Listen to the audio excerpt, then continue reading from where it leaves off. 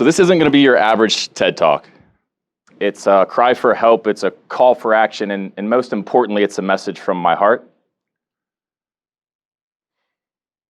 We're living in a time where 50% of youth feel hopeless, 30% of youth have contemplated seriously ending their lives, and 10% of youth aged 12 to 25 have attempted to end their lives.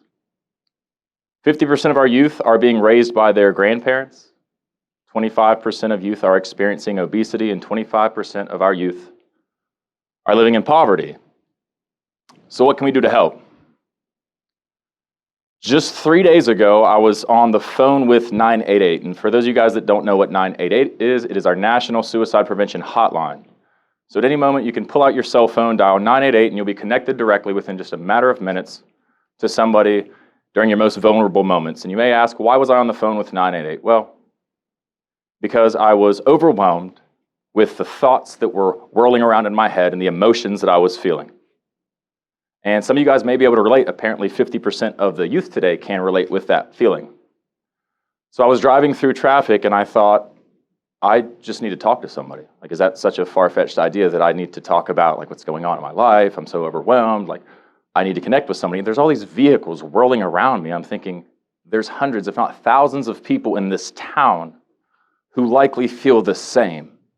So why am I pulling out my cell phone to call somebody I don't know to form a connection with versus somebody who's next to me in a vehicle or down the street at the park? 6 months before this phone call with 988, me and some friends of mine, we'd started a GoFundMe. It's really an interesting story. I helped them start this GoFundMe, and it was to raise money for my own mental health treatment. I knew that I was suicidal. I knew that I was having a mixed episode, as I've been diagnosed with type 1 bipolar disorder since I was 19 years old. And I knew I needed help. I'm keenly aware of the type of help I needed. I knew that a hospital setting wasn't what I needed. I knew that a crisis unit wasn't what I needed. I knew that I needed some form of residential, long-term, intentional community where I could go to sleep at the same time every day. Wake up in a common area every day around people who were somewhat similar to me, and we could, with a shared vision, shared interest of being well, exist together. It's so fascinating to me that in our local communities, we are together, but we are so separate. I go home every day from doing whatever I'm doing throughout the day, and I'm alone in a box. And it's just so bizarre that that's the way that things are. So we didn't raise $120,000, which is what it costs for just 3 months of residential long-term treatment here in America. But thankfully, I was able to figure it out, because if there's one thing I've done in my life, it's figure things out, because I'm still here.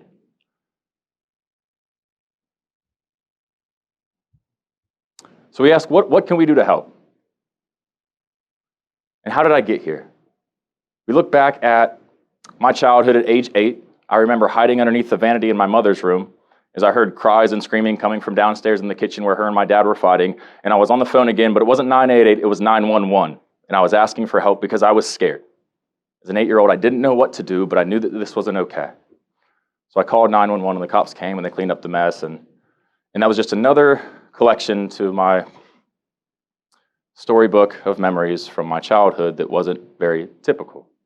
But if we look at the 50% of youth who are feeling hopeless, I imagine that some of them maybe have experienced the same things, and some of you guys in the audience today may have experienced some of the same things, and some of you guys listening at home may be able to relate. At age 11, I remember being left in a single-wide trailer with my brother after my mom had left my dad for a cocaine dealer, and he had left to drown his sorrows in alcohol. There was no food to eat in the trailer, and thankfully my sister came and rescued me and my brother. I also remember at age 13, using drugs for the first time as the last member of my family to do so, the last out of my sister, out of my brother, out of my mother, out of my father. And it seemed like falling in line was the best case scenario. So when we talk about connection and intentional community, we have to be mindful of the environments we're creating and putting our youth into. At age 16, I experienced one of the most transformative experiences of my life when I was asked by a school guidance counselor, hey, would you like to go to Camp Horseshoe? I'm like, well, what is that? And she says it's this teen leadership program. It's a beautiful location across the state. And we really think you would be a good candidate. So something inside of me radiated towards my counselor that made her believe in me that I could make a difference through this opportunity. So I decided to go. And while I'd been using drugs with my dad at home for 2 or 3 years and smoking cigarettes, smoking pot, drinking, when I got to Camp Horseshoe, I wasn't afraid anymore. I didn't feel like I was trying to escape anything. And there were youth from Ohio and West Virginia who were positive, and they radiated hope and optimism, and they looked at me for who I was. It was the first time in my life I felt like I was accepted and that I belonged. So when I went home from Camp Horseshoe, I knew that if I could have something like that again, then maybe I would be okay. Well, for a long time, I didn't have that. I had an intervention with my father to where I left home. I would live alone in an apartment my senior year of high school, and I would be the first member of my immediate siblings to graduate, considering my sister dropped out becoming pregnant at 16, and my brother dropped out at 16 because of drugs. Excuse me, my mouth is dry. I don't think Ted would appreciate me stepping off and grabbing some water, so please bear with me.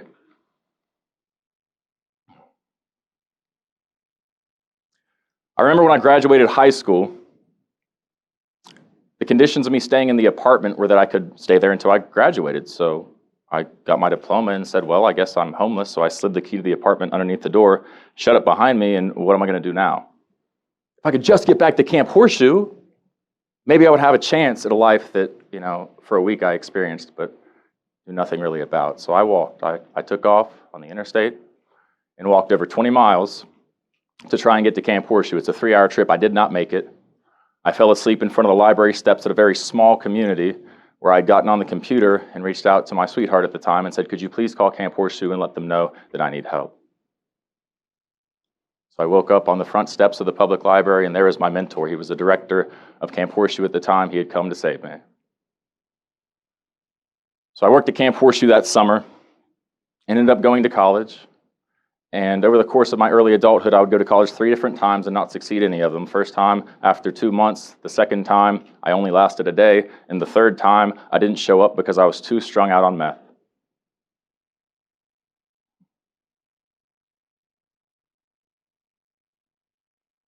But again, there was something inside me that my mentor saw that radiated from me that made me believe that, well, maybe I'm worth investing in. I would go on at age 24 to become incarcerated as my addiction spiraled out of control. And the most amazing things have happened since April 2020, since I have returned home from incarceration. I found my health, not just my physical health, where I lost 60 pounds from being overweight and on psychiatric medication, but also my mental health, where I've taken very good care, monitoring what I eat, sleep, and drink. And my spiritual health, making sure I'm involved in intentional communities and serving a higher purpose, whatever that looks like for me. So the message of the talk today is how to save a life. And if we look at youth substance use and youth mental illness and youth homelessness and suicide rates, what can we do to make a difference? Well, it starts with ourselves and how we take care of ourselves, because the biggest influence I've had on my community is with my health.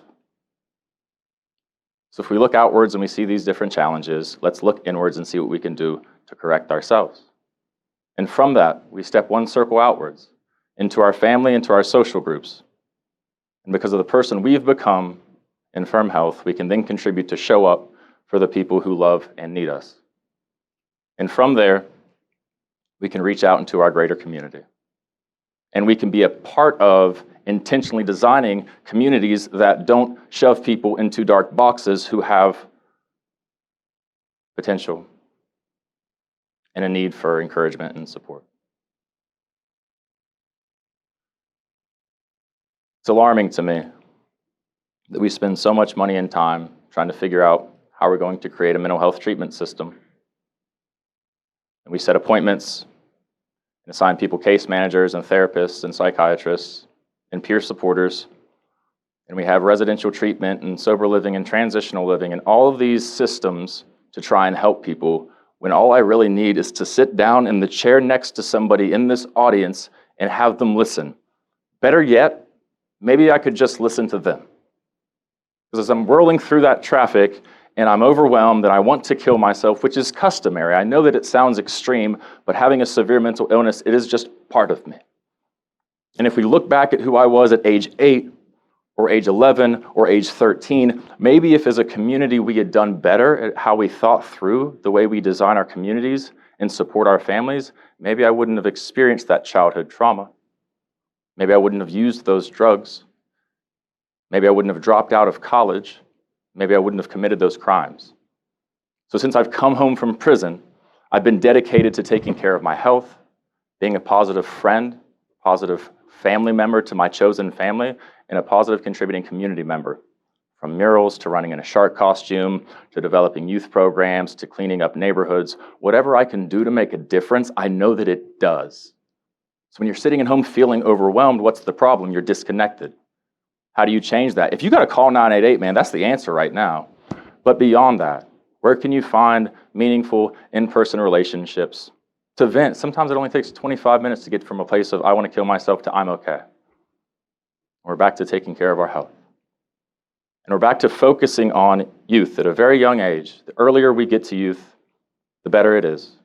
The less likely they are to experience those traumas, the less likely they are to end up using substances and in these awful positions, and the more likely we are to create a community that we are proud of. Because the theme today is sparking connections, and I couldn't have been more excited at the theme of this event and this opportunity to come speak, because in the audience today, there's a friend of mine who I met a year ago at a hospital not too far from here as I was spending a few days, because that happens, treating my illness. And we were both dismayed while we were there because we both got about 2 minutes with the psychiatrist and prescribed some medication that we didn't need. What we needed was a place to feel connected, loved, and supported. So when I shared the opportunity that I'd be here speaking today about some of my adverse experiences, some of the hope I see for the future, and some of the help I need from you all in the audience, this is serious, guys. This is not a small bit of information or some research we've been working on. This is life or death. 3 days ago, 6 months ago, 1 year ago, I need your help. And I am not the only one.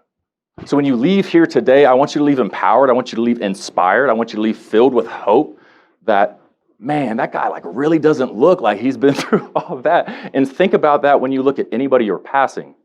That may be the case. Would you like to help? I'm sure that you would. And know that we need it.